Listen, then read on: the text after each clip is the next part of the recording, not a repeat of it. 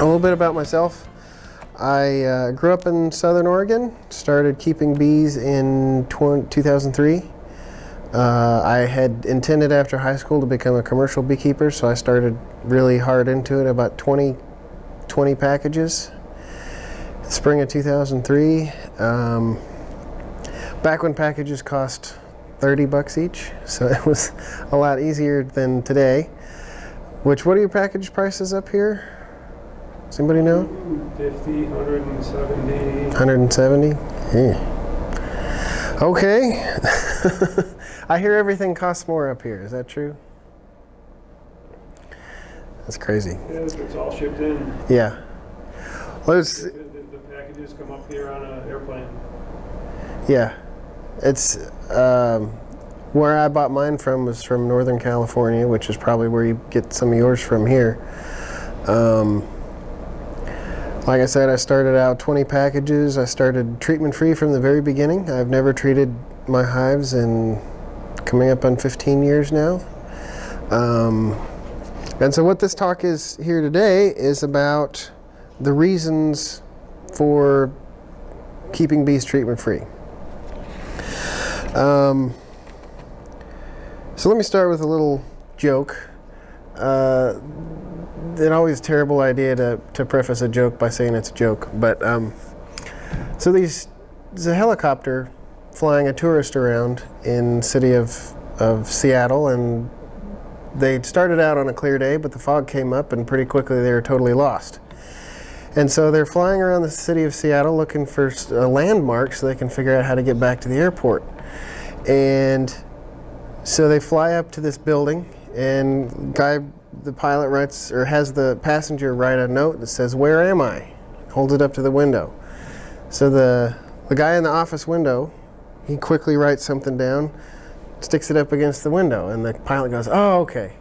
Turns around, flies back down south to SeaTac and lands safely. So they're getting out of the helicopter, and the passenger's like, "Well, how did that work? Because I saw the sign that he wrote, and it said, 'You're in a helicopter. How did you know where to go to land?'" He said, "Well, when I saw something that was technically correct but completely useless, I knew that we were at Microsoft." And so what I tell that story for is to get to the point that when we ask why the bees are dying, and the answer is varroa or some disease or some other problem, we're really answering the question with information that's not terribly useful to us. Because in this world, we live in a natural environment and we have effects on that environment. And what we need to realize with beekeeping especially is that we are trying to make bees that are livestock. And bees don't particularly react well to being livestock. So let's start out with some basic concepts. Treatment-free beekeeping is it's just based on the concepts of natural selection. What we're trying to do is select bees that survive based on their ability to deal with their climate by themselves. Adaptation occurs as combinations of beneficial or detrimental traits are expressed preferentially in the animal. So, for instance, I'm not trying to create a new bee. I'm not trying to evolve the bee into something else. Bees have been around for a long, long time. For the most part, in their present form, they haven't really evolved that much lately. But what they do have the ability to do is they have the ability with their rapid reproduction and their genome to be able to adapt much faster than humans can, for instance. Our generational time period is 15 to 20 years. Bees, in the right conditions, you can have 3 generations in 1 year. And they also have a very adaptable genome with a lot of traits moving in and out. And so what we're looking for is not to try and change the bee as it is.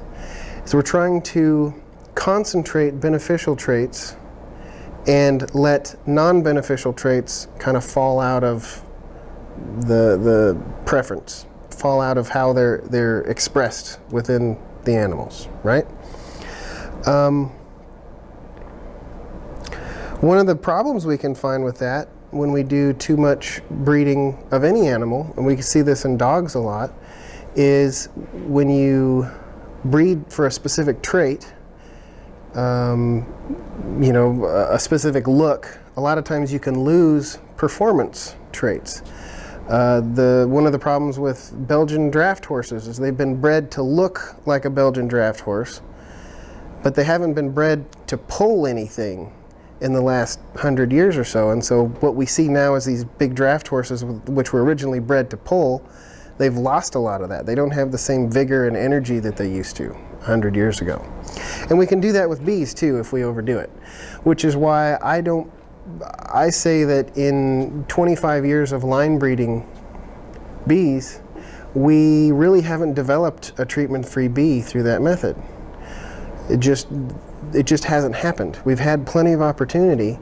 We've concentrated certain traits. You know, you've heard of different styles of breeds of bees.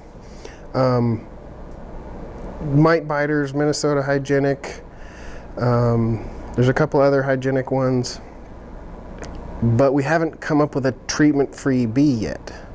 Meanwhile, some of us, myself for instance, have created a treatment-free bee in just a couple of years by just letting bees that couldn't survive die and breeding as quickly and efficiently as possible from the remainders to create a stable population with no preference whatsoever for any specific trait at all. I haven't bred for any specific trait or done any tests to figure out which trait I'm looking for to get the bees to survive. And really, this is not, what I'm talking about here is not a method to keep bees alive like treating is. Treating is a way that you keep bees alive. Treatment-free beekeeping is a way to get rid of bees that die. And then from the remainders, we can do more fun stuff with, like breeding for honey production and gentleness and wax production, whatever trait we're looking for. So once we get past the point where the bees are surviving, then we're going to play around with other stuff. Then we're just going to keeping bees as if the diseases aren't there. We're leaving it up to the bees to deal with diseases. We're going to do the stuff that we like to do. As an example, one of the ones that I like to use because everybody's seen it on the National Geographic or the Discovery Channel is cheetahs and gazelle. And they can really teach us a lot of good stuff about how natural selection works and how the framework for adaptation works, because they're pretty dramatic. Cheetahs can run up to 70 miles an hour. Gazelle can run up to, I think, 55 or 60 miles an hour, so they're pretty fast. It's good to watch in slow motion. See all the tufts of dust come up. It's a lot of fun. Not fun for the gazelle. Not fun for the gazelle. And if the cheetah doesn't catch the gazelle, it's not fun for the cheetah either. So one of the things that the cheetah demonstrates for us is that the predator in a natural system can't be too powerful. If, there's a good example of an island in New Zealand, I believe, and some botanist or something showed up, built himself a little cabin, and he had a cat. And this cat proceeded to start eating the birds on the island. And this one single cat, by himself, put an entire species of bird extinct on one island. That is an example of a predator that is too powerful for its environment. Now, if there weren't any other birds on that island or anything else to eat, that cat would starve to death then. And that would be not beneficial for either population. So with the cheetahs, for instance, if we have cheetahs that ran 100 miles an hour with perfect accuracy and could chase down every gazelle, pretty soon the cheetah population is going to explode. All of the gazelle are going to get eaten, all they're going to be gone. And then the cheetahs are going to go extinct also, right? At the same time, the prey can't be too weak. right? If all the gazelle were super slow and could be chased down by any cheetah, then pretty soon they're all going to be gone, and again we're going to have the same problem. Both populations are extinct.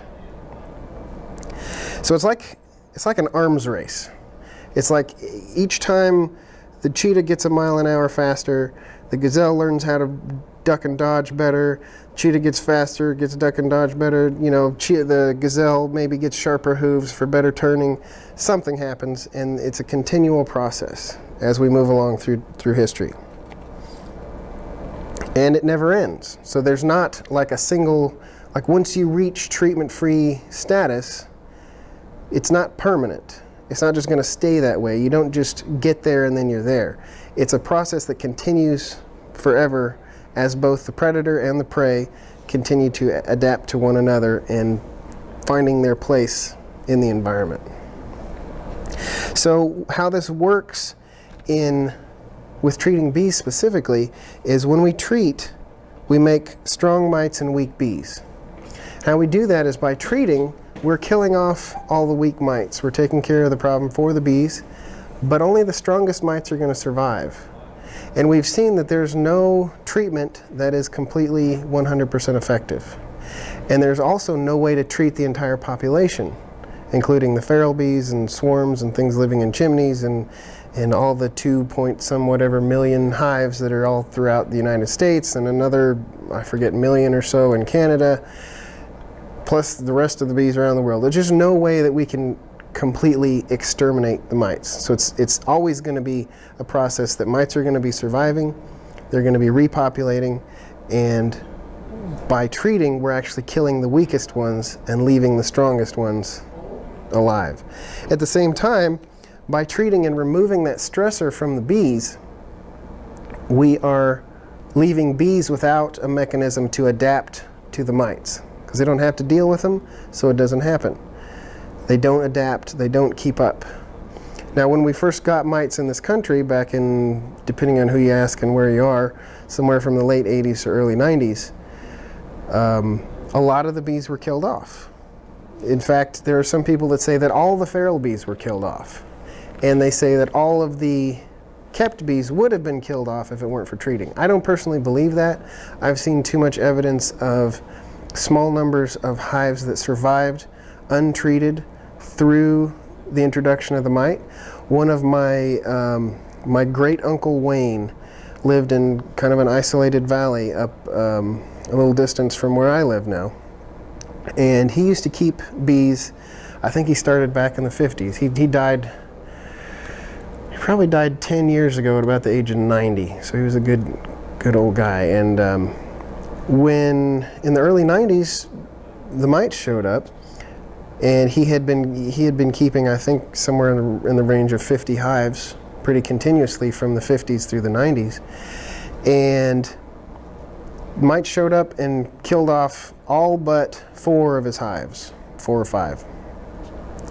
And the funny thing was, when I started keeping bees a little later on after that, I asked him about the mites. And he told me it was his understanding that he never had mites, which, as we all know, is not the case today. Everybody has mites. It's very communicable. He just thought he had a really bad dearth one year and all the bees starved to death. Not all of them, most of them, all but 5% of the population.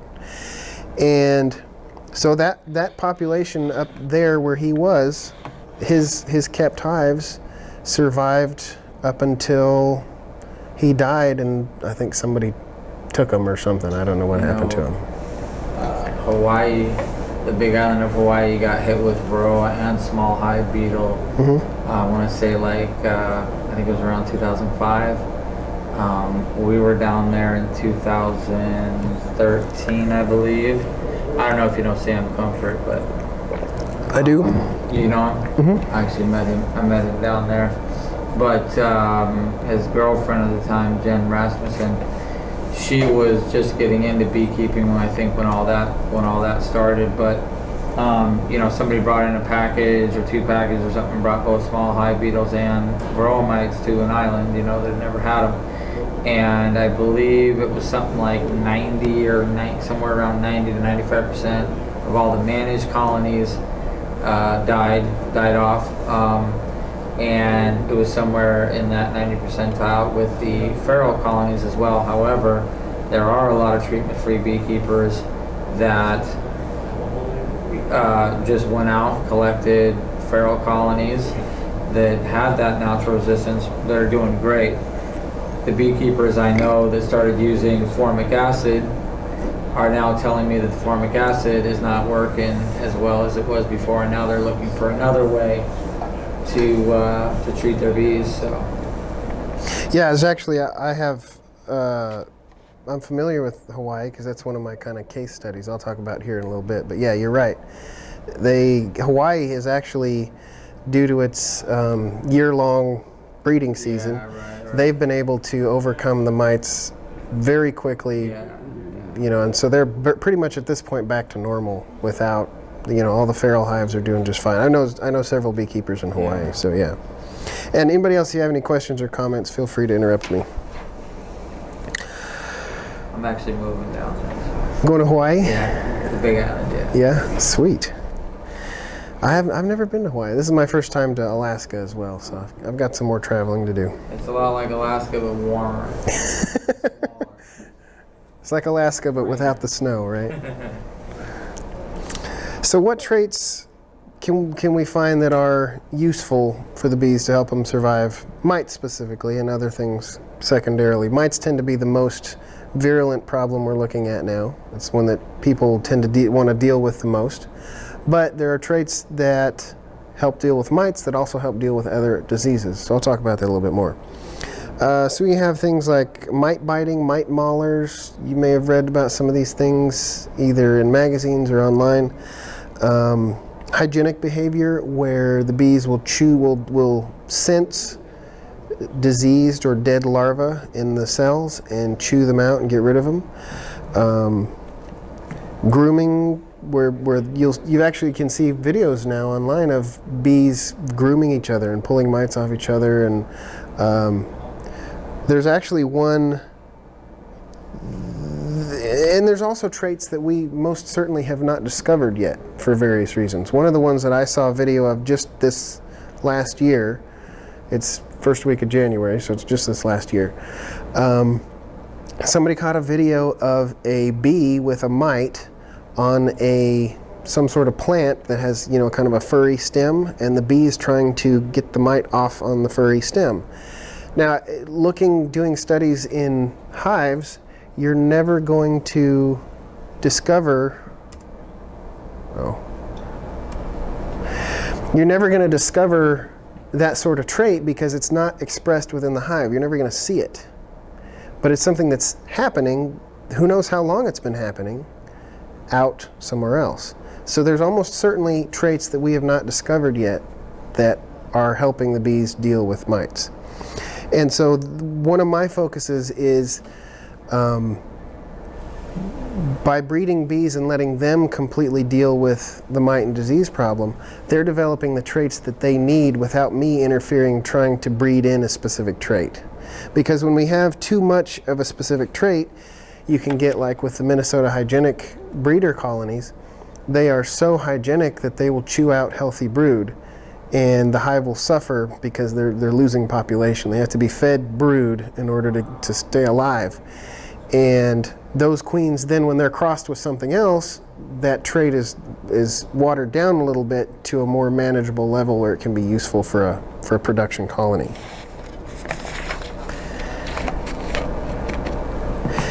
And one of the things that we don't realize is that the selection's happening already. We already have the very worst of the worst. You know, the worst of the worst bees died the first year back in '92 or whenever it happened.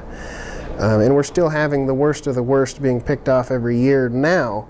I mean, some of you have seen the higher mortality rate lately.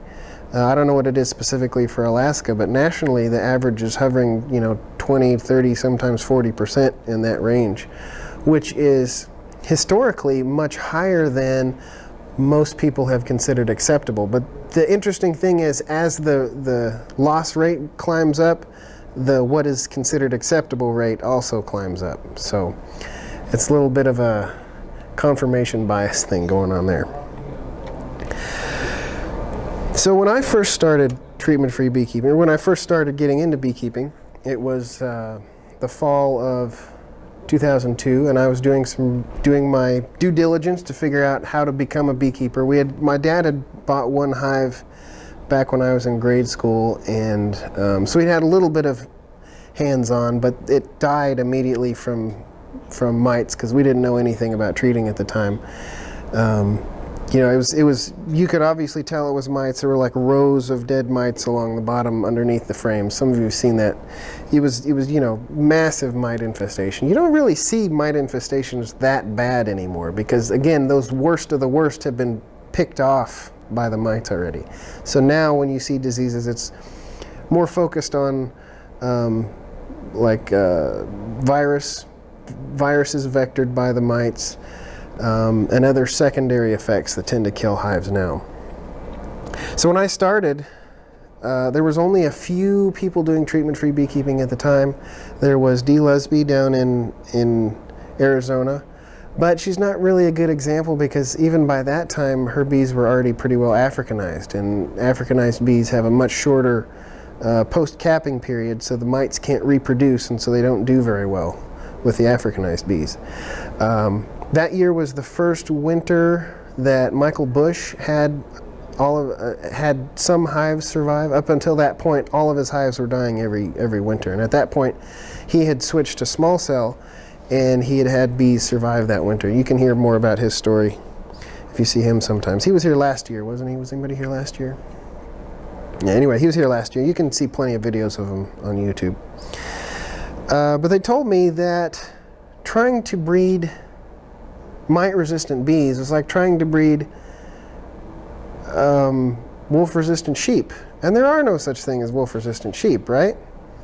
Well, there really are. These sheep have not been bred for thousands of years to make wool and be nice, big, and meaty and fatty for eating, with short legs so they can't run very fast, and big, thick wool so they can't squeeze between stuff. You know, all these years we've been breeding sheep to serve our purposes. We've domesticated them and turned them into farm animals, and they are no longer wolf resistant. Meanwhile, we have plenty of sheep around the world and mountain goats and other things that are wolf resistant because they stay up on the mountains. They've got these big horns, they can protect themselves, they climb up on rocks where the wolves can't really get to. Wolf resistant sheep, right? But taking that mindset where we assume that that nature can't fix the problem by itself is short-sighted, and I think the evidence would show that it's foolish thinking. We do have a nature that adapts to our presence, at least to a certain amount. Hopefully we don't push it too far. And you know, I've been doing it for 15 years. We do have a lot of treatment-free beekeepers now. They're still a minority in the beekeeping population, but they do exist. What kind of loss do you have annually? I tend generally between 10 to 20%. Did you do any outcrossing? For example, you had mentioned the Africanized bees of Arizona being more resistant. Did you do any specific genetic manipulation, or was it laissez-faire? I have not done any specific genetic manipulation as far as breeding, looking for better bees to survive mites. I'll tell you exactly where all my bees came from. In 2003, I bought 20 packages from Conan and Sons in Northern California. They were just labeled Italian and Carniolan, pretty standard stuff. In 2008, 9, and 10, I bought a few nucleus hives from Don the Fat Bee Man in Georgia. And in 2011, I bought 4 queens from Zia Queen Bee in New Mexico. Now, they could have some Africanized influence, but even by then, I had already been keeping bees for 8 years, treatment-free, with no Africanized influence whatsoever. Herb bees from Zia queen bees were good the first year, but once they hybridized, once they were replaced by a supersedure queen, they got really mean. And those queens, well, they may have had some effect on some other queens throughout my operation. Those lines were pretty much ended because they were too mean. I don't suffer mean bees. I keep bees barehanded. So if there's a hive that I don't enjoy working on, then it gets requeened, and I don't deal with mean bees. So I don't know how much of that effect is still in there. I haven't bought any new bees since 2011. I do catch swarms every year, so they could be coming from who knows where. But again, anything that's mean, I get rid of. When you say you catch swarms, does that mean you add them to your bee colony? I add them there. I keep them as separate hives. I don't combine them with other hives. So we have like a triple whammy here because, first overwintering is problematic. And, I'm no expert. I've been keeping bees for 6 years, and I've got 6 hives in my backyard. But my understanding is that even before Varroa, people didn't even bother trying to overwinter bees. Packages were cheap, but the wintering process, you might get 50% loss of hives in the first place. And then, as far as I know, it's extremely rare to have feral hives that are long-term or just more than that spring's or summer's swarm from a package that was brought up. So we can't really go out and catch feral hives that have adapted at all. So I'm kind of curious what you have for suggestions for like pragmatic practices we can do up here to be treatment free. The first thing I would suggest is, with everybody, is to catch those swarms. Because if you can, even if all you're doing is replacing your bees with swarms that are caught from somebody else's bees, that's still a whole lot more economical than buying bees and shipping them up here from somewhere else. The other problem, and I don't know, I'm not all-knowing, I don't know how this would work out in the long run, but I would recommend not buying bees from somewhere else that is not conducive to this sort of climate. We have this problem all over in the lower 48 also, where people are buying bees, people from Wisconsin or Minnesota or somewhere are buying bees from Alabama and Georgia and California. And those bees are not adapted to that kind of harsh winter at all. And so I don't think you guys can't get bees from Canada, right? Is there some... I'm not entirely sure. I've actually, for next spring, I've got 4 hives I'm attempting to overwinter. I treated them last fall. They were loaded with mites, and I got a question about, whether it's worthwhile treating the bees knowing I plan on requeening next year, because I don't necessarily want to euthanize or let 40,000 bees in a hive die when I know they can help support the new queen that's coming in. Save that question. But I've been looking at I want to start with better genetics. I don't have any control over the people who are bringing packages up right now. I think they're doing their best. They've got their own integrity, but I've got have you heard of Saskatraz bees? I have, yeah. They think they can actually ship queens here. They say they do it they send queens to California back and forth. So I'm not entirely sure. The short answer is maybe we can get bees from Canada. Okay. Probably not hives. Probably not packages. Probably not packages. I would recommend for here especially, avoid those southern bees like the plague, the California bees and the Texas bees and the Alabama bees. Just avoid that because they're not gonna have any sort of the overwintering abilities and traits that a colder weather bee, like if you're thinking from the U.S., one that I would recommend might be Zia queen bee, who some of their stock is developed in the upper peninsula of Michigan, and so they keep the bees up there normally, but then they ship queens down to New Mexico so that they can be built up and sold for those the season. End up being open mated down in New Mexico. I believe so. I'm not sure how all they do their operation. You'd have to check with Melanie. See, like, towards that end, what I'm actually hoping to do is I found there's another, there's lots of people selling queen bees up there, but there's some folks in Minnesota who, what I'm looking for is northern adaptation. Exactly. Yeah. And they sell packages locally in Minnesota. They've got a queen supplier in California where they take their local strain queens, get them propagated and open mated in California. But they also have quite a few, apiaries locally that are predominantly their own local strain. And later in the summer, they have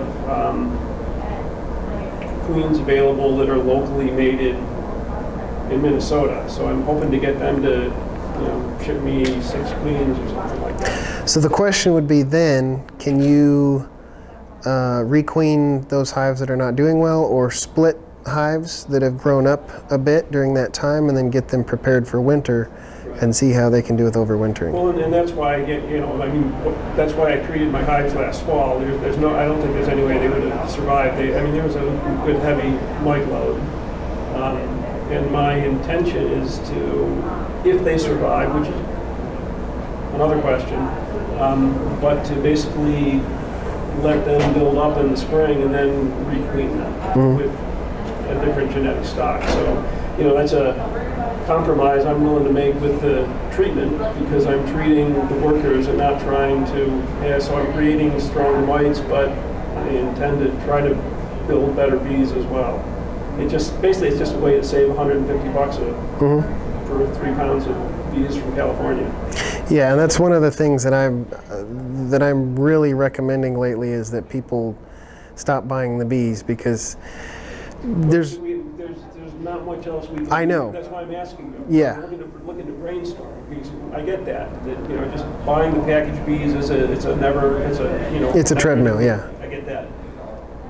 But without having, I can catch swarms. I can try to propagate my own hives here, but. And it'll involve giving up honey for a couple of years. That may be the case. You got to either make honey or bees, and so.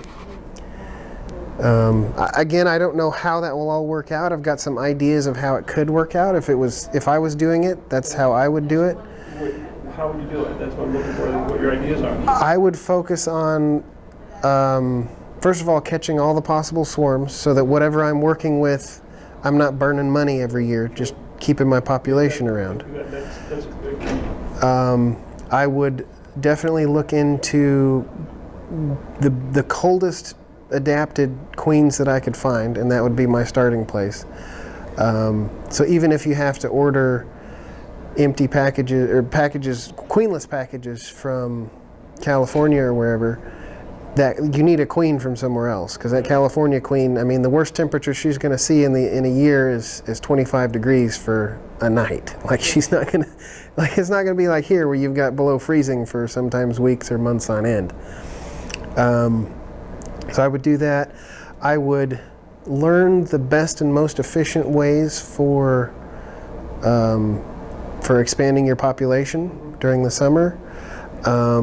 I typically personally don't like to treat, or I don't treat at all, but I don't like to feed.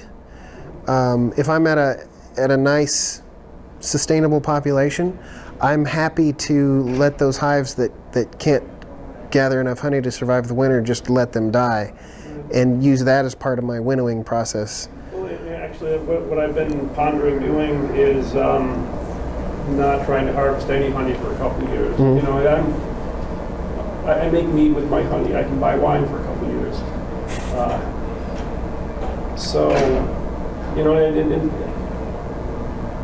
like I said, I'd be willing to forego a honey harvest if that's going to help them adapt over a period of years. But that's kind of like the overwintering problem. That would be the direction I would go. I would recommend polystyrene hives. You have poly hives? Yeah, I got wooden ones, but I insulate them. Okay.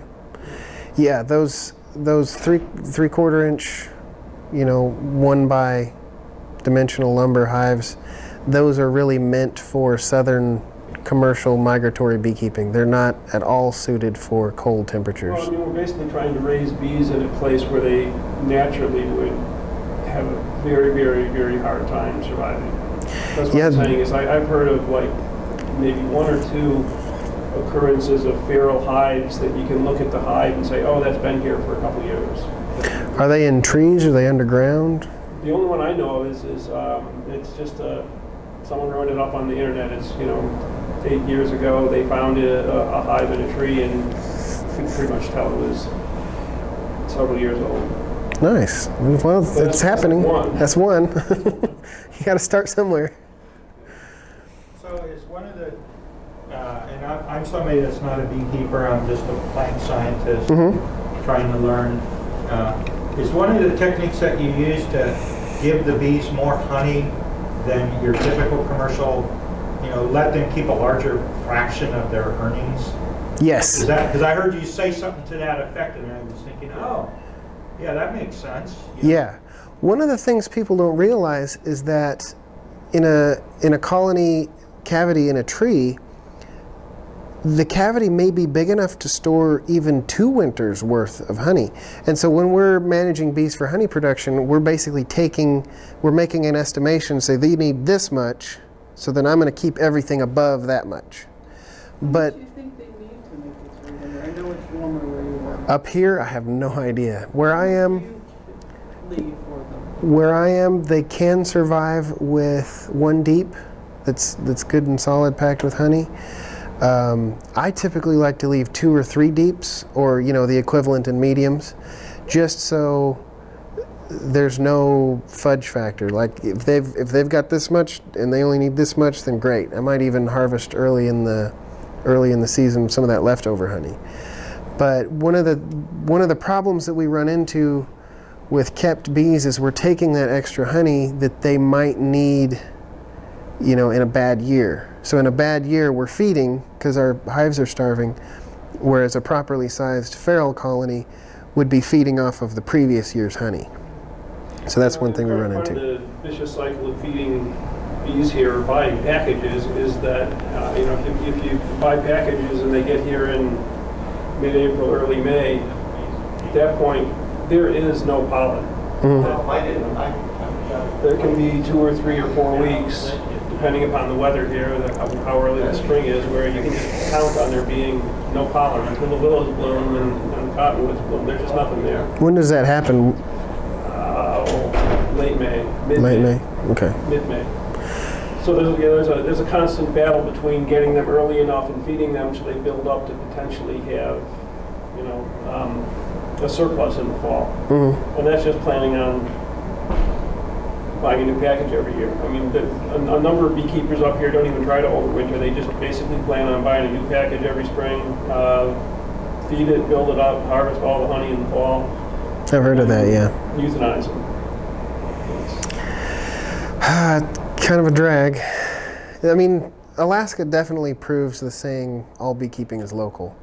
It's just, in the U.S., in the lower 48, there's a continuum between, southern Florida to Minnesota. You have all the steps in between, but Alaska's like so much separated and so much different that, And then the other thing is, as far as adapting, if I do take all these steps, I'm going to have,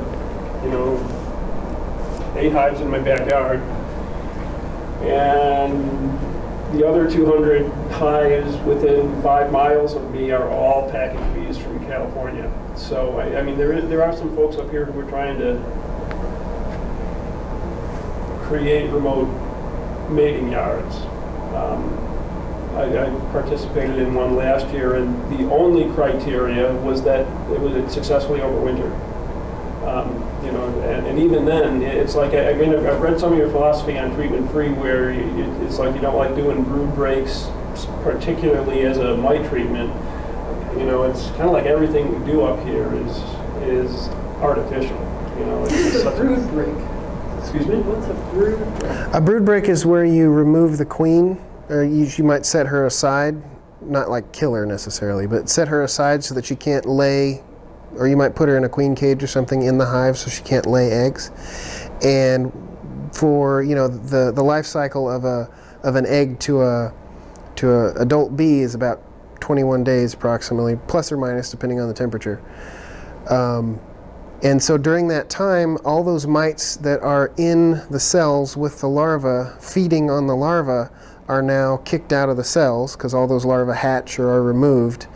And so all those mites are now crawling around on the bees, and they can fall off or get picked off by other bees or be groomed off. And so what that does is that drops a lot of your mite population, because even in perfect treating regime, you can't treat the mites that are in the cells. You can't get to them without, you know, big disturbance. You just can't get to them. So the best, if you treat a hive and kill off all of the visible mites in the hive, you're still going to be missing half to 2/3 of the mites. They're going to be in the cells, unable to get to. So what a brood break does is it gets the mites out of the cells so they can be picked off for other reasons.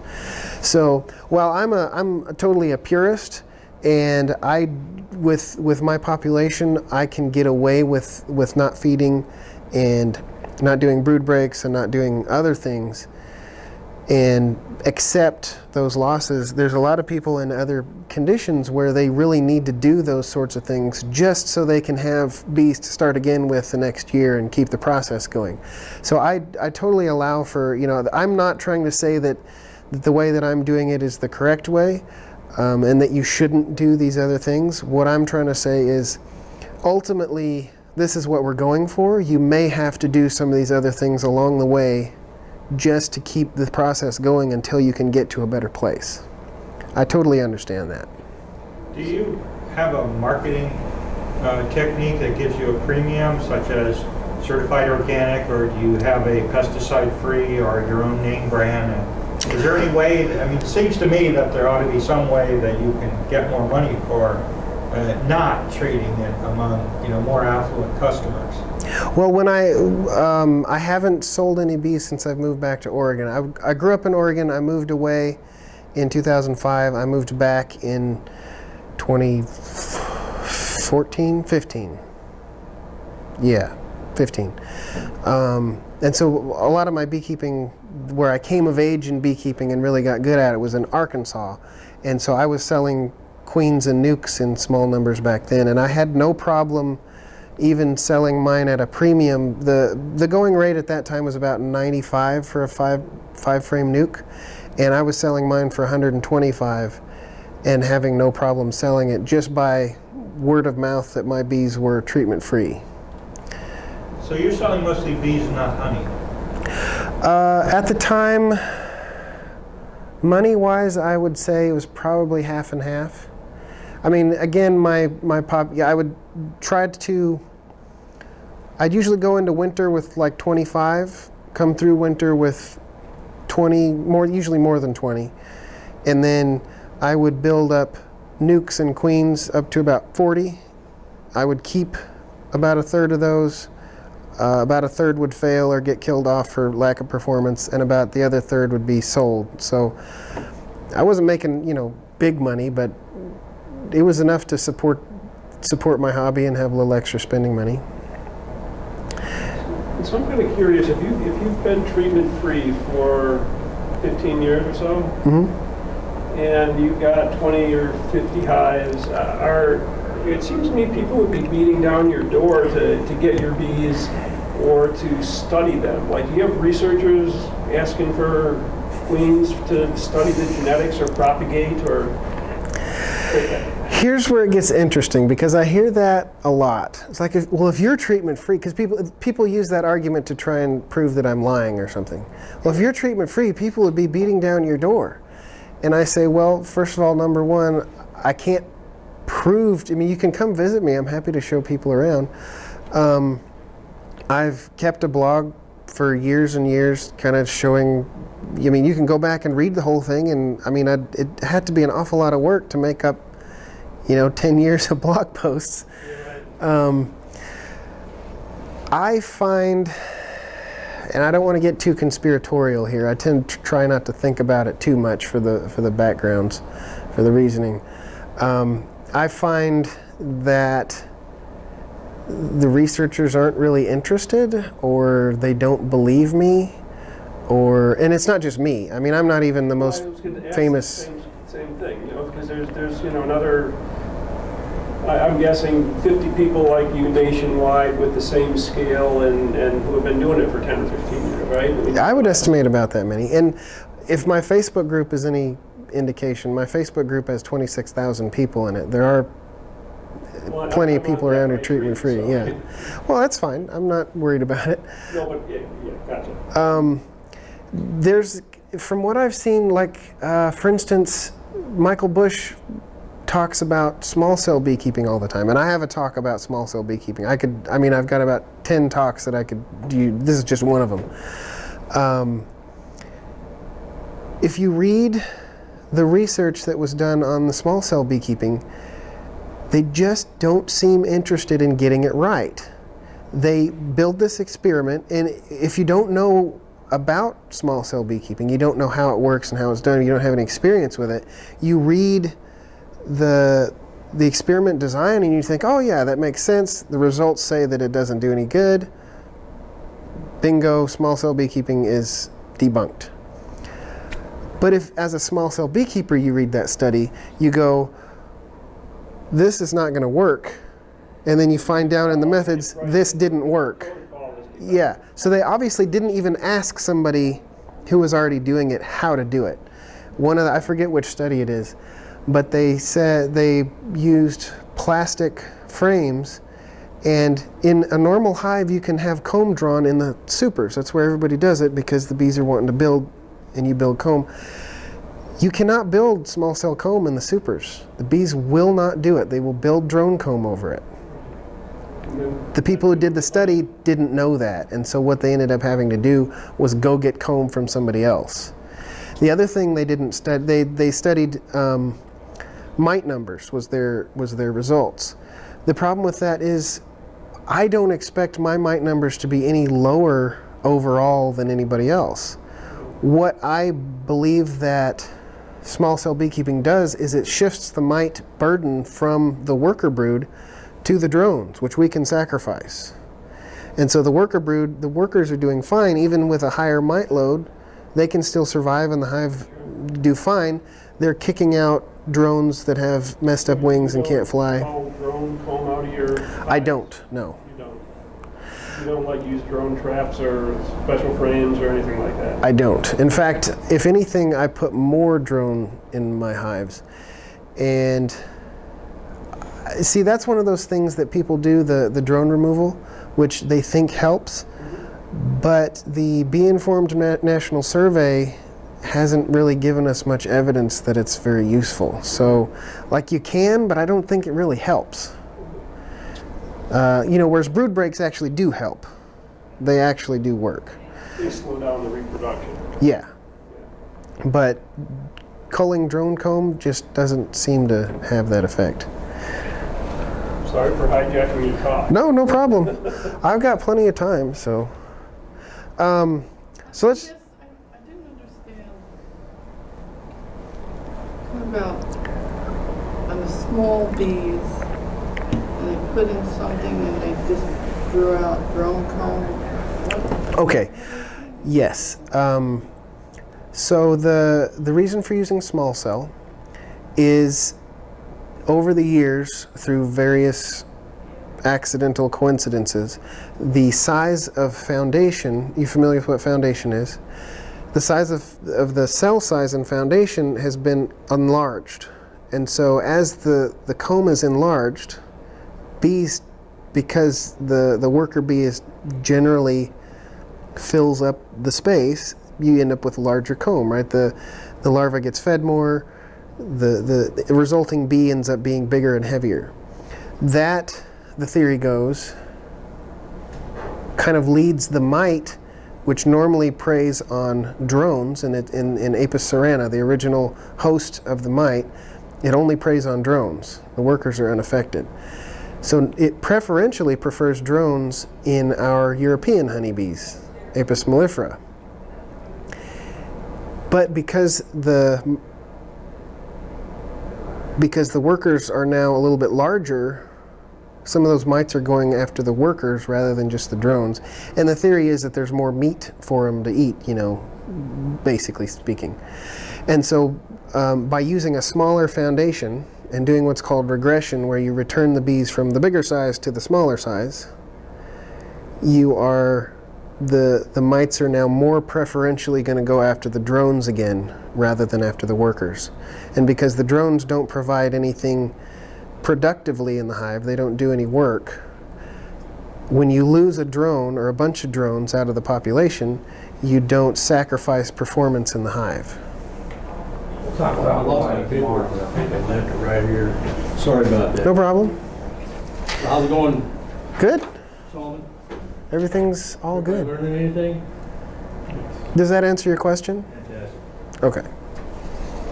I have a whole talk on that. There's a big thing, but this is the talk that I'm doing now. So I think you can, I'm not sure if I have that one recorded. I might have it recorded. I've got, I record, by the way, there's a camera in the back, so if you want to go back and see what we've done here, if you want to remember something or refresh, go to my YouTube channel, just search for Treatment Free Beekeeping on YouTube, and you can find that and see all my videos and stuff. I do some how-to videos, and a lot of these talks are on there, and I've got a bunch more that have to be posted, so it'll all get there. Do you use a foundation in your hive? I do. So you use small cell foundation? Yes. Can you quickly regress them just by using small cell foundation, or will they build big cells on small cells if they're not used to it? It depends on the bees. Sometimes it's easy, a lot of times it's not. Sometimes you can get it done in one generation, a lot of times you can't. If you want to get it done quickly, I find the best thing to use is Manlake's PF 120 or PF 100 plastic frames. They have a 4.95 millimeter cell size. So that's not just the foundation, it's the plastic frame with the It's the whole frame. built cell already. Yeah. Well, it doesn't have the whole cell, but it is the plastic foundation with the whole frame around it. I would probably recommend, doing some modification so you're putting the plastic into a wooden frame. I don't like the plastic frames. I use them, but they're not great. Bees don't like plastic. In fact, I haven't been able to catch a single swarm in a bait hive with a plastic frame in it. So that might tell you something. But yeah, I think the best way to do that is with those Manlake frames, because the bees will typically be unable to draw them out different than the base, because the base is so tall and thick, they kind of have no choice. Whereas with the wax, they can chew off the base and kind of make it whatever size they want. So the wax will work in a couple of generations of comb, but not as quickly as a single generation. So you like the wooden frames, you use a plastic? I do like the wooden frames. I prefer wax foundation. I do have a few dozen or maybe a few hundred even of the Manlake plastic frames, but I would prefer that plastic foundation be in a wooden frame. That just nobody makes that cell size at this time. We tried the 4.9 and we called it Picasso hive because they just built every single way but out. And when we used the 5.4, it was perfectly growing comb. Well, It can be difficult to get started. What's that? It can be difficult to get started. The way that ended up working best for me was buying a couple of small cell nukes And once I had those bees that were already regressed, then I could take that comb and put it in another hive, and the queen lays it up with brood, and those bees that hatch out will then be so much better at drawing the small comb than if I'd taken a full hive of larger bees and tried to get them to regress. So that's the way that finally worked for me when I was trying for several years before that. And you're somewhat convinced that, contrary to current research, that the small cell size does inhibit the mites? No, I don't believe that it inhibits the mites. I believe that it pushes the mites onto the drone brood. And that's the problem. Those studies were studying mite inhibition rather than survival, which is what I'm interested in. Are there any techniques that you employ regarding the feed stuff? For example, with my limited knowledge of not using high fructose corn syrup and maybe using something else, are there any things like that you found? Because what you're doing in generic agriculture is called something like IPM, integrated pest management. You're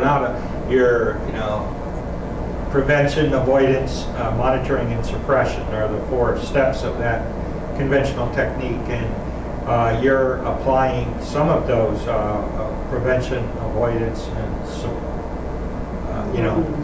you're doing something. I'm doing avoidance, maybe. I'm doing avoidance, maybe. I don't know. I'm not doing any suppression. Yeah, you're not doing suppression. You're doing monitoring. Not really. I don't do mite tests. So the only monitoring I do is overall performance. I don't do mite tests. I don't do hygiene tests.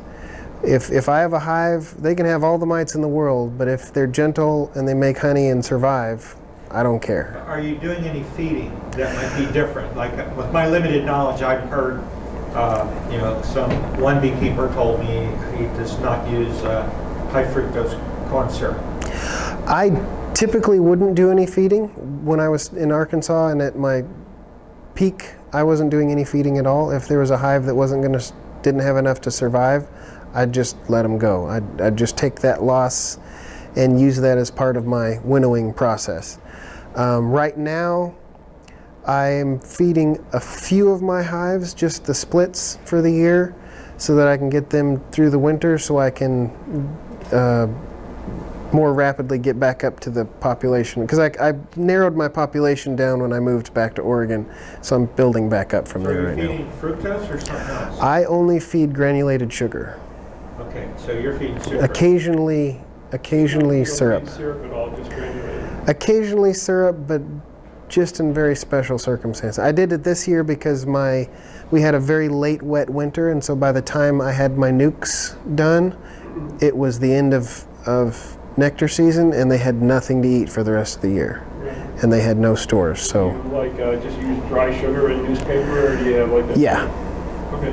When, in fact, I feed 6 of them out of 20 just last New Year's Day.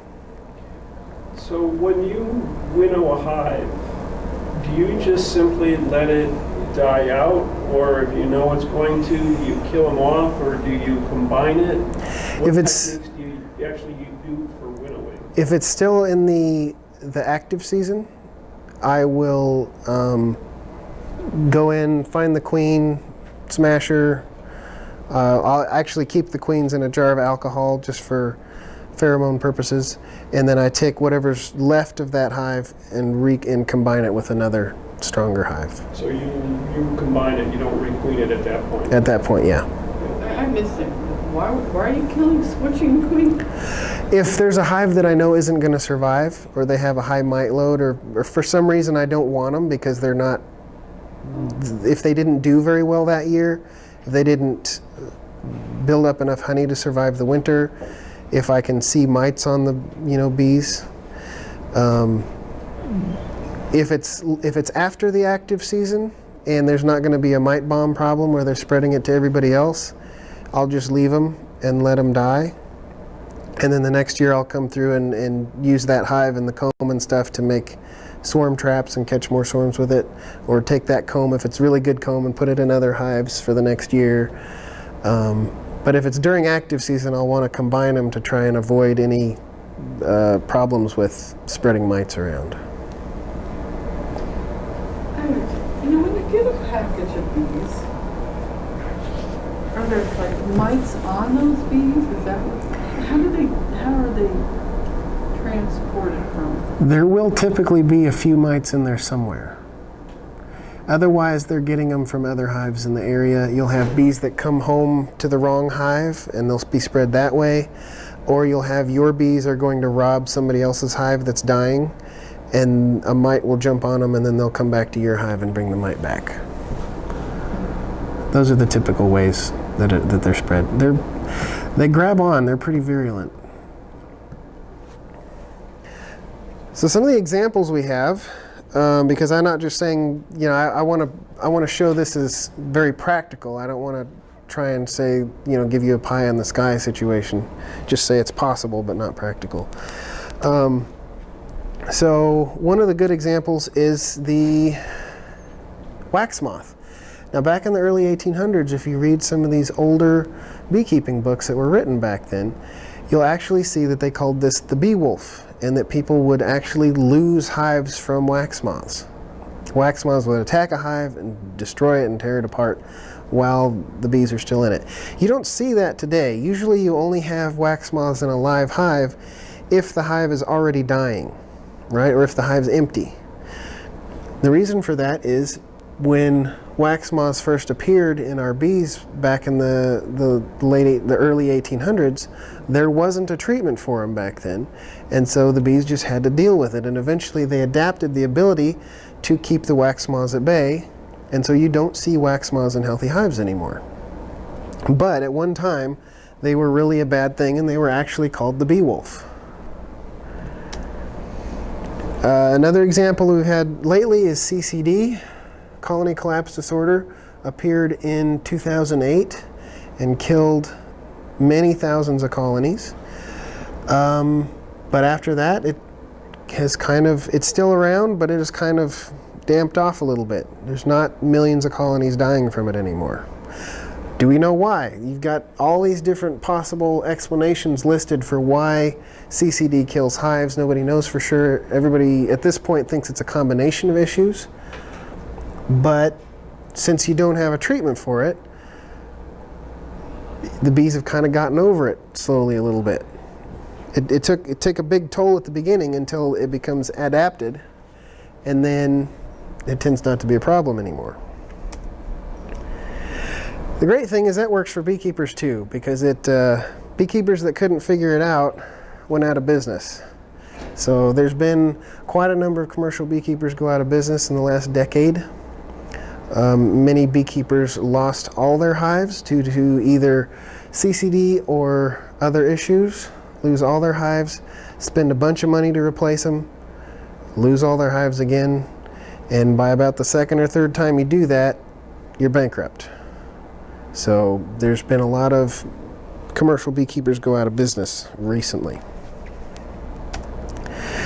Another example is American foul brood. One of the nastiest diseases that we have. There's not really any effective treatment for it. In fact, when it was introduced from France to North Africa about 15 or 20 years ago, I don't know the date exactly, it decimated their hive population there. I've seen pictures. I mean, they're just combs just laying everywhere. All the hives are gone. All the bees are non-existent anymore. But there's no effective treatment for it, and the traditional response to American foul brood has been to burn the hive. So if you take a population of creatures and every one of them that gets a disease you kill, pretty soon you're going to be left with only the ones that don't get the disease anymore. And so that happened with the bees basically, and they adapted. And so now American foul brood, despite being an extremely virulent disease, and you be able to find American foul brood spores in virtually every hive in existence, the infection rate yearly is only 1% to 2%, which is where we like to be, where we like infection rates to be. Tracheal mites. Does anybody treat for tracheal mites anymore? I've never treated for anything. Very few people treat for tracheal mites, and the reason is because varroa mites showed up and everybody forgot about them. And so when the varroa mites, dealing with the varroa mites, everybody forgot about the tracheal mites. They stopped being treated for. They're pretty much, nobody even thinks about them anymore. But back in the 80s and 90s, these were a big thing. In fact, the reason why small cell beekeeping exists is because D. Lesby did some research and discovered that the original cell size of the bees was smaller in an effort to figure out a solution for tracheal mites back in the mid-80s. But they pretty much don't exist anymore. Or at least not that we can tell, or at least not that anybody pays attention to. Chalk brood is another example. Chalk brood is a fungal infection. There is no treatment for it. So it tends to be a very minimal problem. Most people don't even worry about it. It's just something that happens to some hives that get stressed. My internet must be quitting.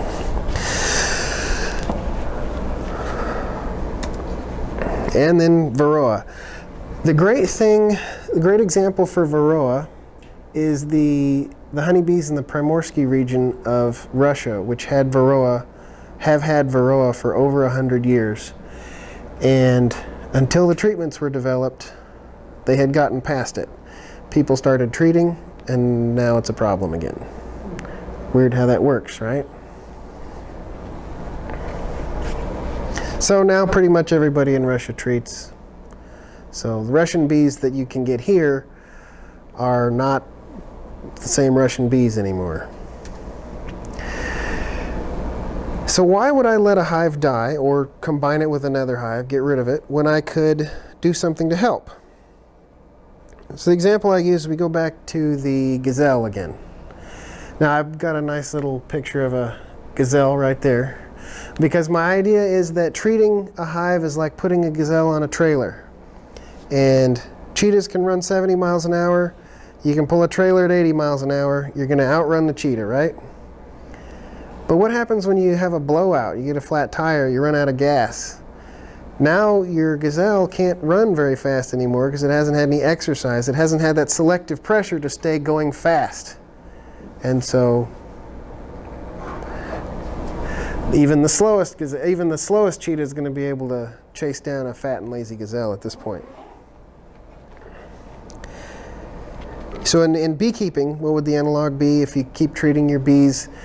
One year you break your leg and you can't take care of the bees and they don't get treated and they die. Or in my case, I was out riding my motorcycle. I hit a mud puddle, flipped over, the bike landed on my foot, broke my foot. I couldn't take care of my bees for about 6 weeks. But they were fine because they're not treated and they don't need me. If you don't let the gazelle actually run, you don't know if they can outrun the cheetah. So the same thing with the bees. If you don't let the bees deal with their problems, you won't know if they can deal with their problems, and they will never be able to develop the ability to deal with their problems.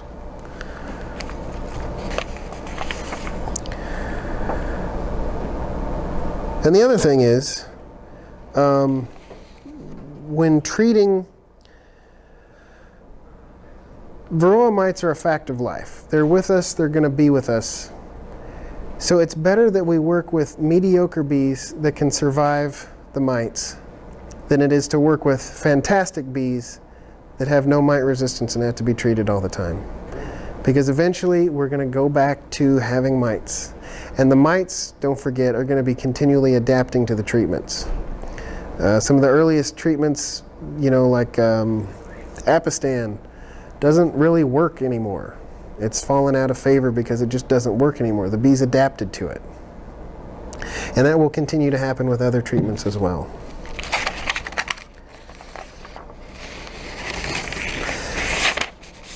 Come on, I printed out all my talk outlines here, so I have them all in one stack. That probably wasn't very wise of me. So again, I want to get back to the intensely practical. What are the things that we typically do that are not going to help us?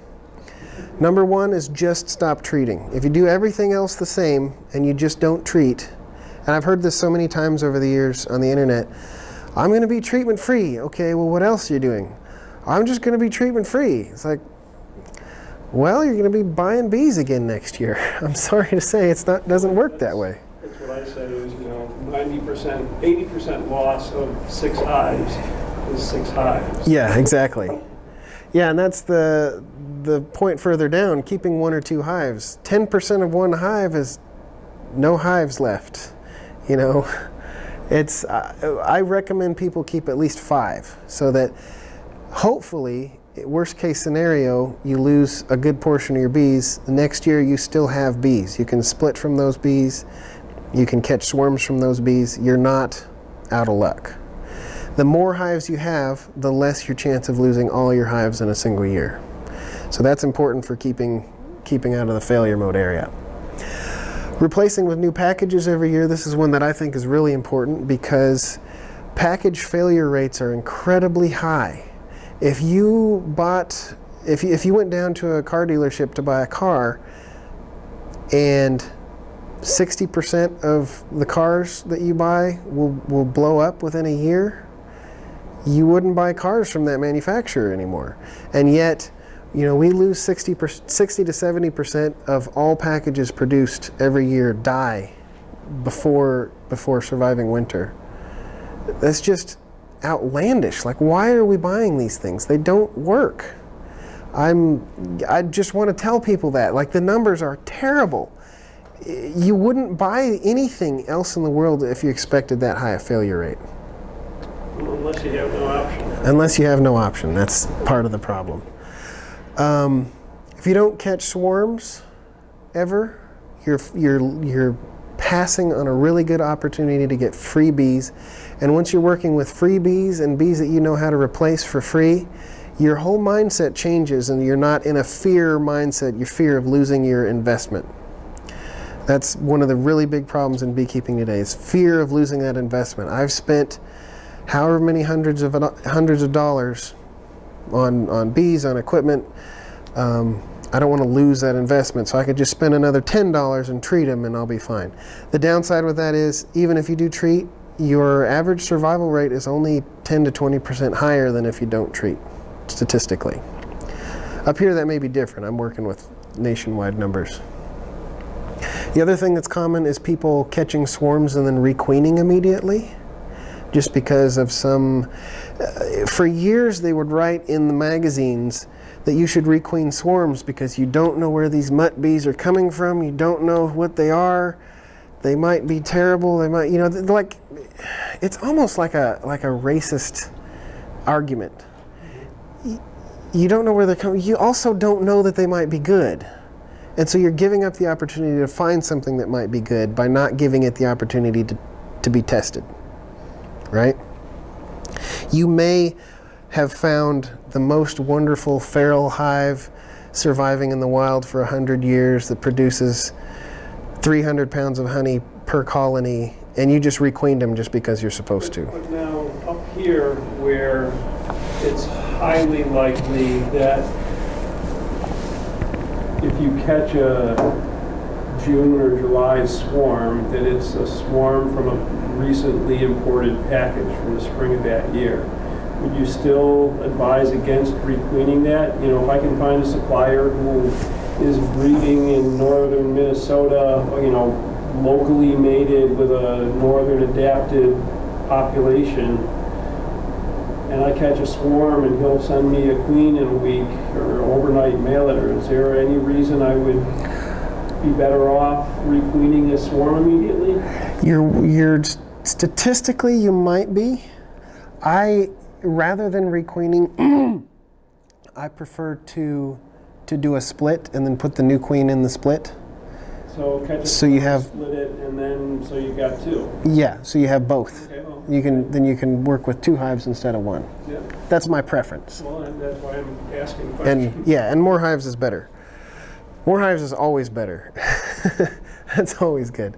Like I mentioned earlier, keeping 1 or 2 hives, losing the national average loss rate is, goes between 25 to 40%. Any percent of one hive is dead means the whole hive is dead and you've lost all your hives, and that's going to be no good. So I recommend at least 5, and that gives you the option to rebuild from something, even if you lose 3 or 4. I'm actually quite interested to talk with some of the folks here and see if people up here are successfully overwintering, first year splits and nukes. Because again, if you catch a swarm and split it, mid-October comes, you got 6 months of winter, and if you haven't, particularly if you haven't fed it, but even if you do feed it, if there's a decent success rate of overwintering. See, and part of your problem here is that at a certain point, whatever you're trying to feed isn't going to work anymore, because the bees are going to quit taking it because they can't condense the nectar or condense the syrup into honey. Right. And so, from what I'm hearing, there's very few people that use solid feed, like granulated sugar or fondant or candy boards. Yeah. And those are types of feed that will allow you to feed, the hives that I'm feeding this year, the half a dozen hives that I'm feeding, you look into the hive, they've got like maybe that much honey. There's not, I have full deeps that are like chock full of honey, and they're fine, I don't feed them. But this hive that's, it's got maybe that much honey or just maybe a slight crescent above the cluster, Right. I can put sugar on top of that, granulated sugar. Moisture from the colony will solidify that sugar, and then they'll eat it as needed. But do your bees cluster really tightly for months and months? Not for months and months. That's another question. Problem, with feeding the granular sugar all winter long, and, it's just the temperatures. Mm. We'll go 4 months without hitting 20 degrees. And that would be a problem with cleansing flights. Yep. Well, that's So you can, winter. you can develop dysentery and other problems pretty quickly. So, that's something that's going to have to be worked through, and to figure that one out. If you don't split and increase your hive numbers, you're never going to be able to, I say develop your own treatment-free bees, but that's not really the way it works. You can't develop individual populations. You have to develop overall populations. But if you're not splitting your own bees and making more bees, again, you're going to have the chance of losing too many bees to be able to come back from. And my recommendation is plan for the end of winter. Don't plan for the beginning of winter. People say, okay, you say I should have 5 hives. I'm going to go into winter with 5 hives. But you're going to come out of winter with 3 or 2 or 4 or whatever, or 1, bad case scenario. And then you have to build back from that.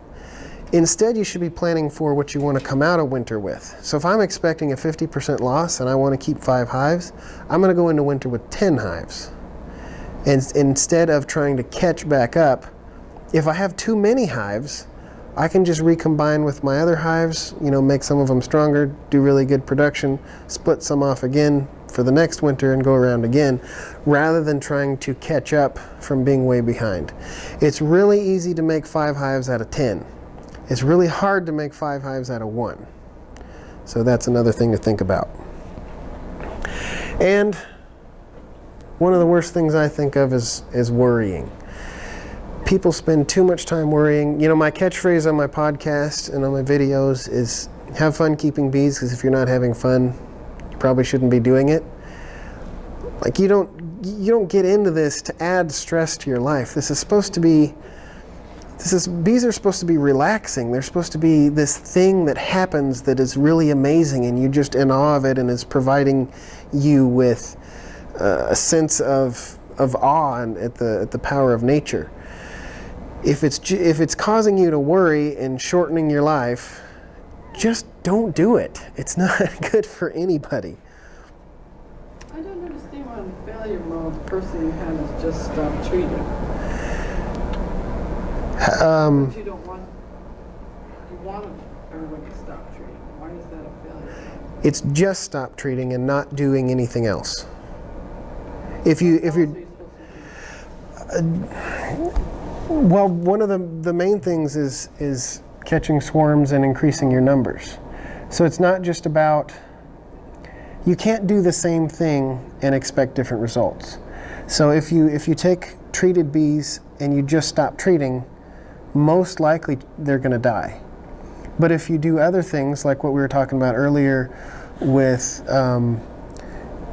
especially the first couple of years, using methods like brood breaks and what else were we talking about?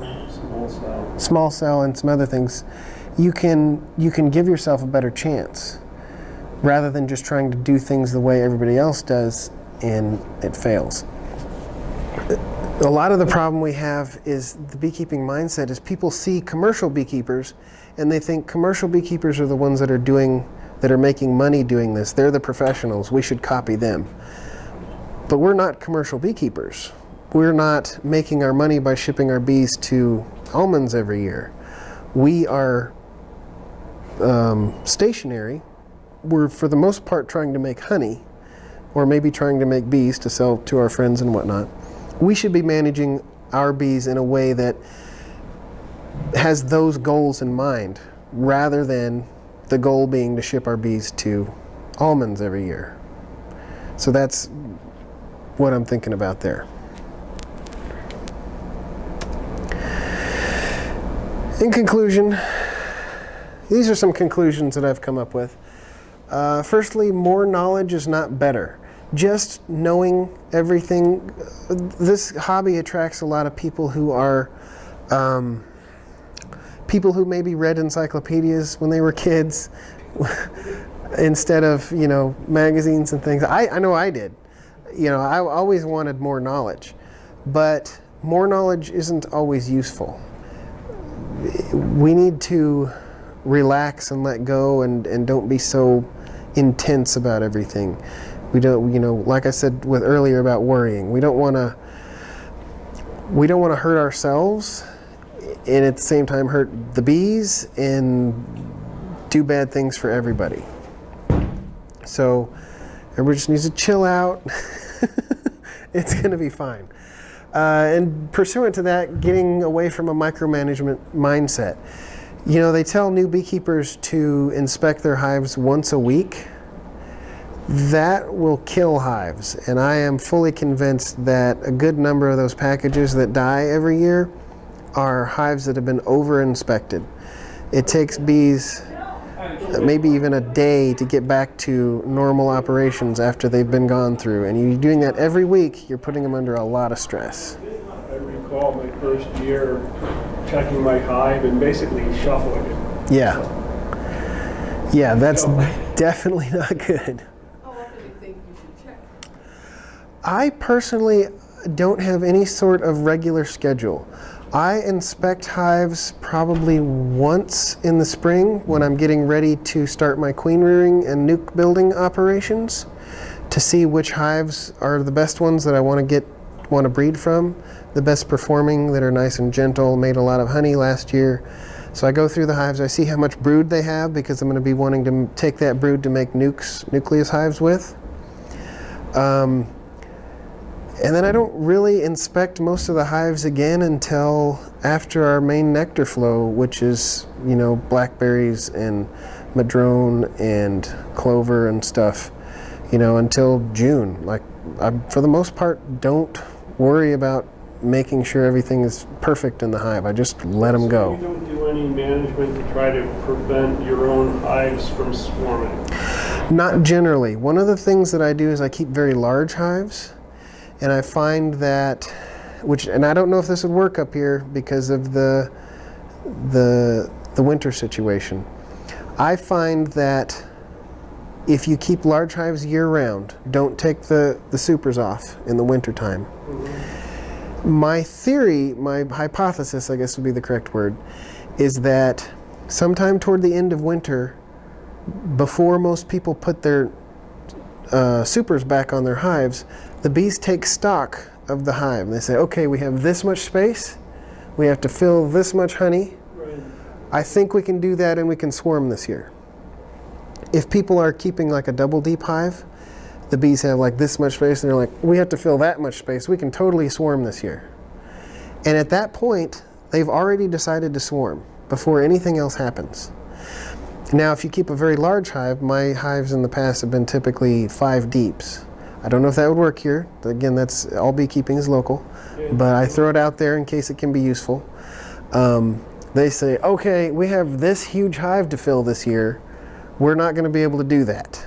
So we're going to wait till next year to swarm. So you have 5 deeps as a brood box, and then you put supers on for honey, or do you keep Not the quite. honey from those 5 deeps? I generally will leave 3 deeps alone.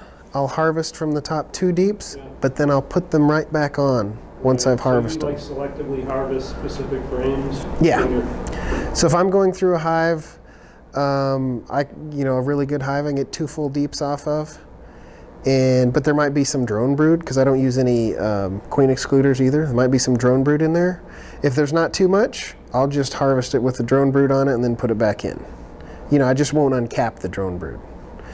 So you spin it out with the drone brood in there? Or? Yeah. And it doesn't cause any problems. Anything that comes out, it gets strained out anyway. It's raw, it's natural. It might have some bee guts in it. But no, generally, if there's a good patch of worker brood on there, I wouldn't harvest that. If there's maybe just a little bit of drone at the edges, something that I can uncap without messing with the drone brood. Because it's usually capped, the drones will be capped at that point if the honey's capped, because that's not an active brood rearing area anymore. So if there's anything, it'll be capped drone. In Maldives, there's 2 beekeepers, and they just had 1 brood box, and both of them just left. And they absconded? They didn't split, they just left. I don't know where they were. That can happen if conditions are bad enough. Colonies will just leave. I don't know if it's because it's bad or maybe because they realized that there was no way that they were going to be able to do what they needed to do in a cavity that small, and so they decided to go look for a bigger cavity. I don't know.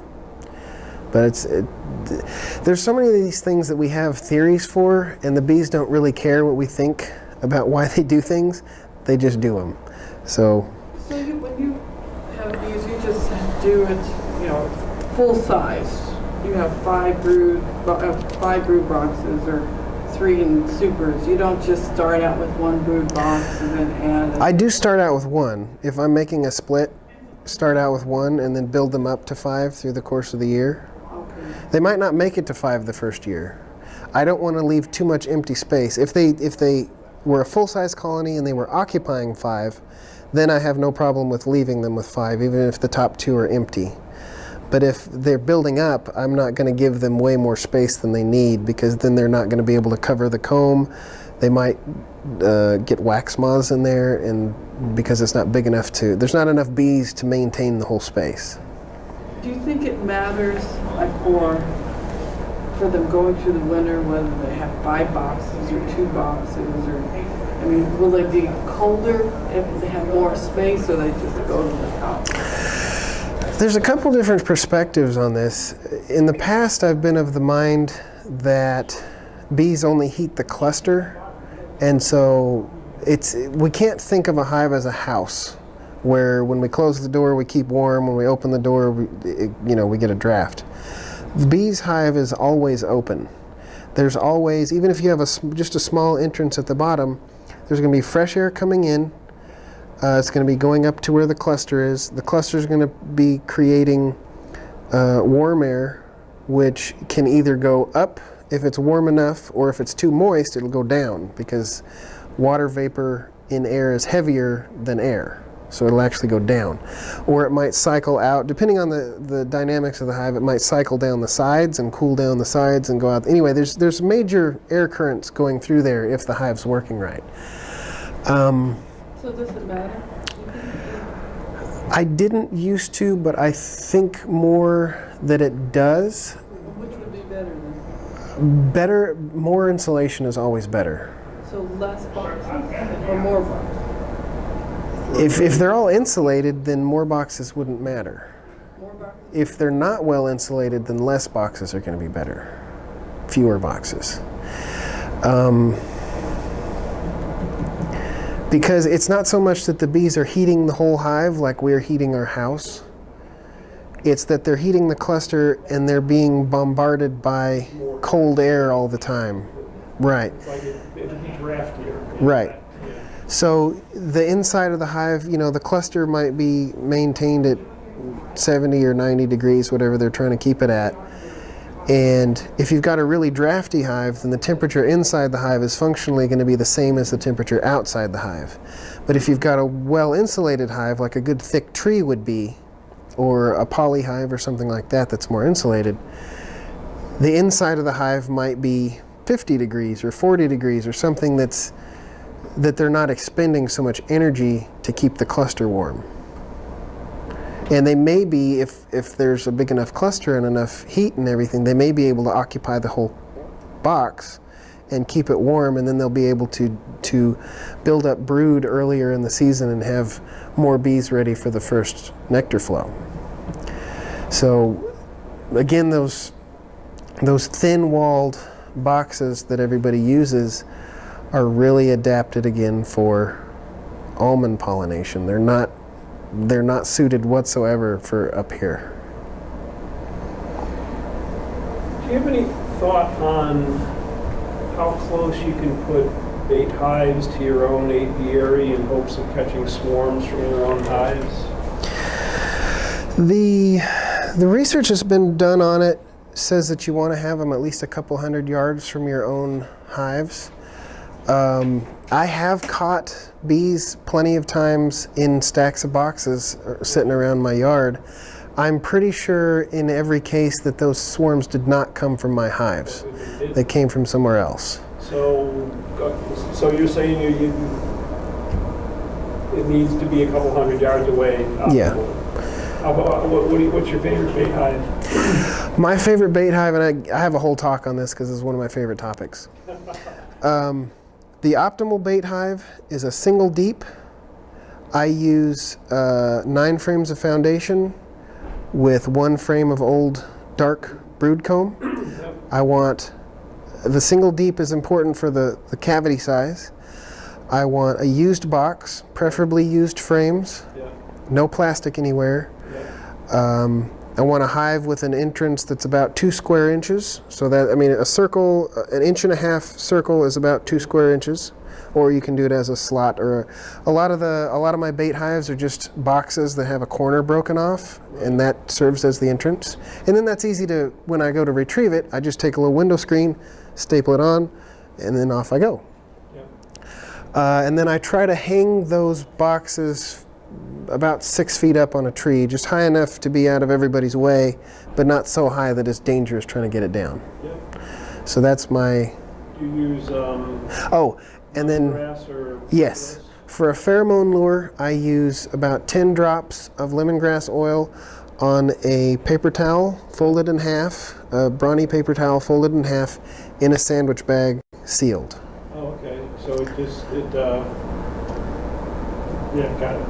Yeah, and the sealed bag is, the oil will actually diffuse through the plastic, and so it's not just evaporating. Yeah, so I find that works the best. And so, for a 5 to 8 hive backyard operation, what's your favorite method or suggested method for raising your own queens? The method I use is a queen right method. You can find it on my website. What's it called again? I just didn't hear it. Queen right. Queen right. So most commercial queens are raised in a queenless method because you can make more queens out of it. Right. So what I do is I do a queen right method where I separate the queen and the brood box with a queen excluder. That's the one thing I use queen excluders for. Then I have a box set up with 2 dummies to take up space and can concentrate traffic through the center.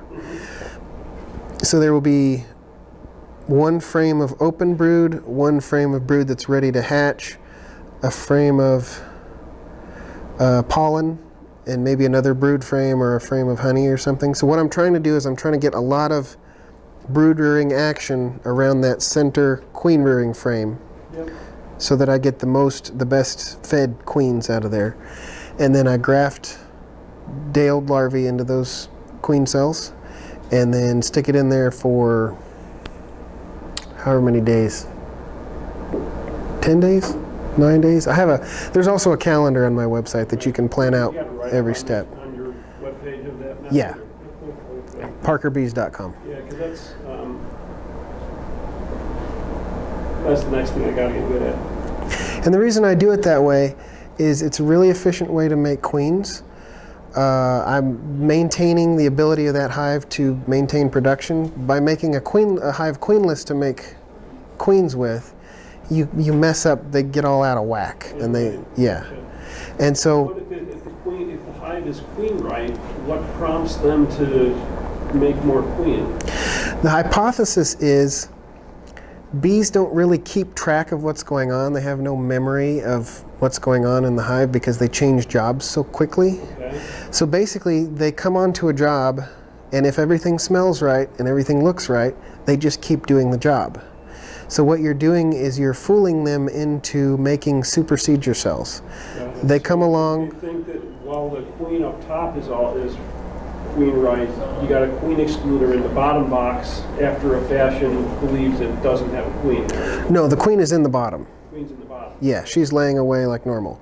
But I never let her touch that cell bar frame. And so a bee comes along, they smell the queen hasn't been here. There's a queen cell, it's got a larvae in it.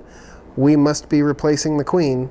I will continue feeding this You larvae. use like vertical excluders to keep the queen off that one frame? No, I just keep her in the bottom box.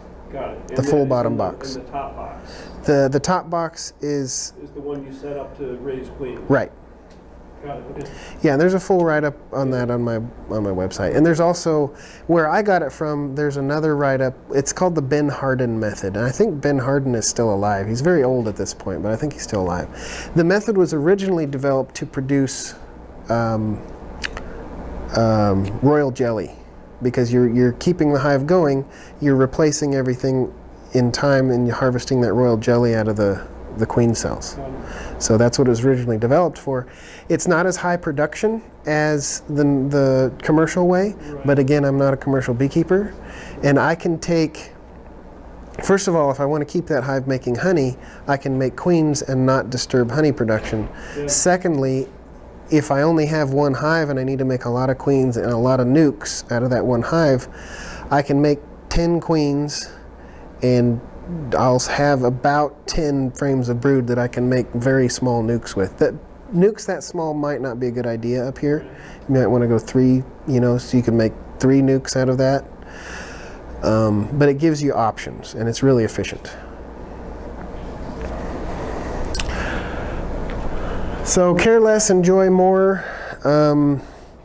Again, if you don't enjoy beekeeping, don't do it. We don't need grumpy beekeepers. There are plenty of them on the internet. We don't need more. Yeah, I'm having fun. And don't buy bees. Again, that's for a couple reasons. I've gone through some of them as we've been talking. I know it's harder up here, and if you can afford it, fine, go ahead. But if you don't want to blow all that money, and I would recommend not to, just because you introduce the aspect of cost into it. And when you've put money into something, there's something about putting money into something that then you have to protect your investment, no matter how small it might be. So if we can get away from that mindset, you don't think of your dog as an investment, right? You keep your dog because you like your dog. You're not really so concerned about how much money the dog costs. But get away from the idea that you're paying for bees, and beekeeping will be more enjoyable. And if you have any questions, of course I've been answering all the questions. These are some other things that I do. My podcast, publish 1 or 2 episodes a month. It's I need to get a guest from Alaska. That would be really good. You need to be on my podcast. Yeah. I've been meaning to do that, but anyway. Facebook groups, This is the Treatment Free Beekeeping Facebook group. Gotten pretty big, way bigger than I ever expected it to. This is my little beekeeping business Facebook group. There's not really a whole lot there that would be useful for you. We have a Treatment Free Beekeeping forum if you're not into Facebook. That's for the older forum style people. YouTube videos that I do. I post these videos of these talks on there. I post how-to videos. I've been working on more of those. Just posted one this last week. Got another one in the works. Patreon, if I don't have any books to sell, so if you want to support what I'm doing and the podcast and whatnot, you can donate a little bit there. And then my website is parkerbees.com. And I also have a blog you can find the link to at parkerbees.com. I don't post very much on the blog, but occasionally. Anybody have any questions? What do you think of like log hives? People who basically they take it a step beyond treatment free. They just make a cavity and let the bees do their own thing entirely.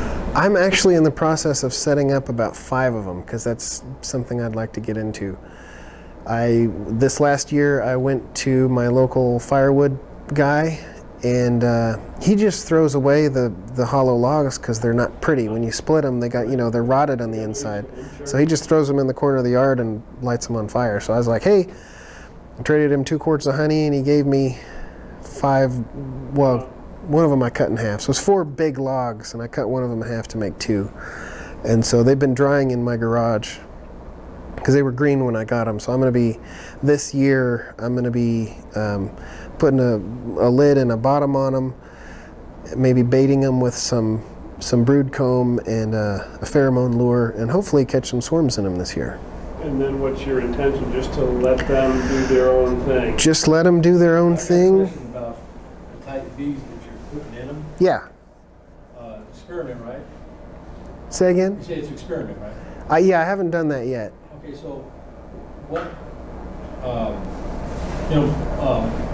large bees versus small bees? Mm-hmm. What's going to go in there? Whatever the swarm is. Oh, so you're using swarm. Yeah. I have had the idea of putting a box on top of it that maybe had a hive in it. Maybe using, later on once it's established, put boxes on top of it as supers to try and get some honey off of it. But one of the possible ways to start it would be putting an already existing box on top of it and let them expand down into the cavity. And then once they fill up the top with honey, take that off, and then they'll be in the cavity. I don't know how that'll work yet. I'll probably do a couple of each. So, So you can buy a package and drop it in. I could buy a package. I'm just curious, what size are your bees?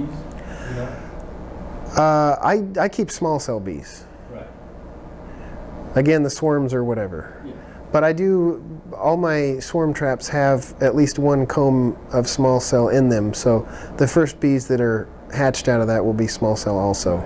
And that generally seems to, once that first generation of bees, because that, even if it's just a single comb, all of those bees are going to be hatching out first, and they'll be the first bees that make the next batch of comb. And so they tend to draw out that foundation in my bait boxes, small cell. They tend to do pretty well.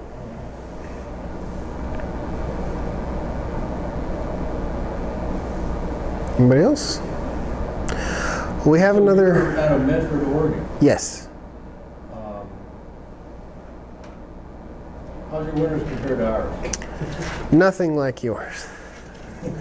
My winter right now, deep winter, is a typical day for us is like 28 at night and 38 to 40 in the daytime. A lot of overcast, fairly wet, a bit of fog, but nothing like, 6 inches. It rarely ever stays below freezing for more than a day at a time. It rarely ever gets below. There's an official weather term, rarely gets below, is 21 for us. For you, it's probably 0 or minus 10 or I don't know. It's much lower. Right here in this area here is probably about 10 degrees. Okay.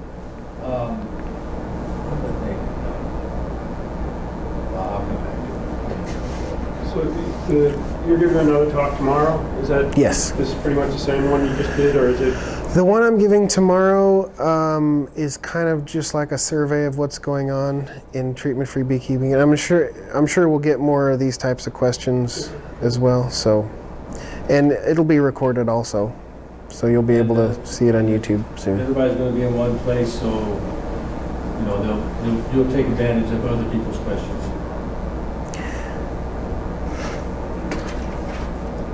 We're going to be over in the theater tomorrow? Tomorrow, yeah. Okay. We got 5 more minutes, right? Did I get the time right? 2 more minutes? When you start ordering in your bees, you're taking orders from it right now. Oh, I can't get it right now. Yeah. And then early orders, we're going to beat the start off price. So as far as, pragmatic local solutions, there's really no We're going to start the price out of 210. way to avoid new queens mating with whatever other packaged bees have been brought up here. Is there, so that's kind of, is that going to lessen the likelihood of success a whole lot?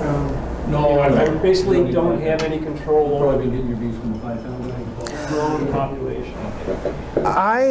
My bees are actually, my yards are interspersed with the local commercial beekeeper, so it's certainly possible to do what I do even among that. Let me ask you, so basically your queens So they stay in. are open mating with some other commercial beekeeper stock. Right. My theory is that my drones are out competing his drones, because my drones might be a little smaller, able to fly faster. They're not treated, so they're going to be more virile. They're going to have better sperm. Yeah, so there could be all sorts of factors affecting the mating Right. success. Do you know if Because he's losing this last, I think year before, was it this year or last year? He lost something like 40 to 60% of his bees over the course of the year. Like his loss rate is huge, way bigger than mine. do you know if queens can actually mate with drones from their own apiary? I haven't seen anything like really definitive on that. What's her name who was in this room, the session this morning? She said that there's evidence that shows that queens will not mate from drones from her home hive. From her own hive. From her own hive or her own apiary, I'm not sure. Yeah, okay. But then there's also, I've heard plenty of anecdotal stories of people seeing drone comets following queens above their own yard. So I don't know. Yeah, that's a good. They're insects. I don't know if they are necessarily worried about inbreeding. Well, I mean, that just is kind of encouraging, because it just seemed to me that until everybody is trying to do the same thing, this vast majority of bees up here are just going to be generic California packages. Yeah, and it's not just here. It's also, Wisconsin, Minnesota, Michigan. It is more difficult to keep bees in colder areas, for sure. I'm optimistic that it can be done up here, that it could eventually be developed into a sustainable and permanent thing. Like I said, I'm really kind of curious to take several of my hives and just plan on not harvesting honey. Just do whatever I can to Make bees. things easy for them, and see if that has any effect on their overwintering. Are any good? I'm trying to think of things that can really. Some other things that I do just randomly. I try to add new foundation, 1 or 2 frames of foundation to every box every year, so that I'm working out old comb, getting fresh comb in there. So that's keeping toxin levels down. What else do I do? Like I said, I don't get into the hives that much. I mean, condensation is always a perpetual problem here, and I've been playing with insulating quilts. I've actually got the insulation I'm trying this year is like raw wool. It's Really? like insulates more and absorbs more moisture than wood chips. So I got like a quilt that's 2 inches of wool and then 2 inches of Artec, polystyrene. Just to, Yeah, I've gone to the 2 inches of XPS. the what? XPS, extruded polystyrene foam board. Yeah, right. So that's now my lid. But that's my. What I do is I use a feed bag as an inner cover just to separate the bees from the foam because they'll eat the foam. And then 2 inches of foam board, and then a telescoping cover on top of that, just to protect the foam from the sun. And so, You use top entrances with that at all, or? at this right now, I don't. Right.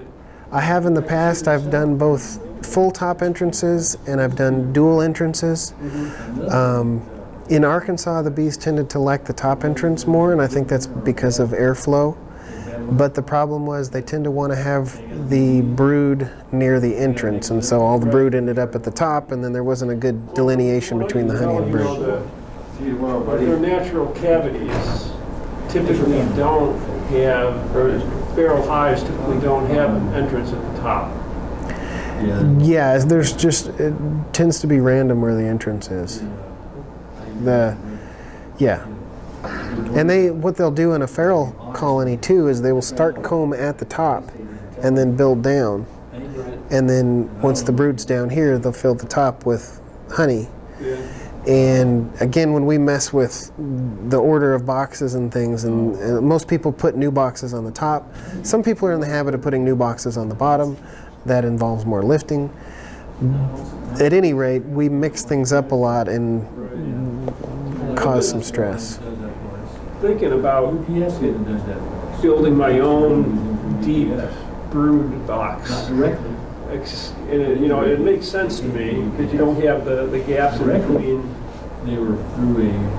boxes. The problem is it just makes it harder to do splits or nukes or anything else. So. Have you heard of the Layens hive? What's it called? Layens, Layens? No. The best source of information on that is a guy named Leo Shurashkin. I did an episode of my podcast with him, it's episode 36. It's a very popular episode. People still download that one more than any other one. But the Layens hive is built out of 2 by 10s, so it's thicker. It's not movable it's heavy. It's a big old bathtub hive. But it uses taller frames. It's using tall frames. Tall frames. Everything's made out of easily workable materials. It's not, Langstroth frames are pretty hard to make yourself just because of all the intricacies of the woodwork. But the Layens hive frames are pretty simple.